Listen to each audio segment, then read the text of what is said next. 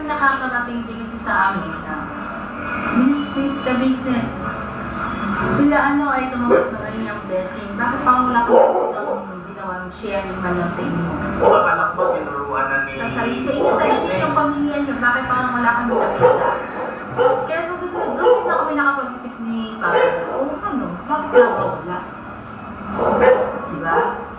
Although hindi kami sabi sa inyo pero mismo, may nag-message sa amin, bakit wala kayong handa sa marami yung mga blessing na dumating sa inyo, bakit wala man lang kayo na-share?